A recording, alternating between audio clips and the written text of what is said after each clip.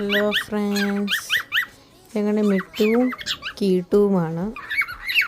ഇവൻ കുറച്ചിതാണ്, മഴക്കാളിയാ. കണ്ടില്ലേ, നിൽക്കുവാ അവൻ. പുറത്തോട്ടൊന്നും പോവില്ല, ഇഷ്ടമല്ല. നമ്മൾ തൊടുന്നൊന്നും അവന് ഇഷ്ടമല്ല. ഉണ്ടോ, ഭയങ്കര സാധനമാണ് അവൻ. എന്തൊക്കെയോ തെറി പിടിക്കുക കേട്ടോ.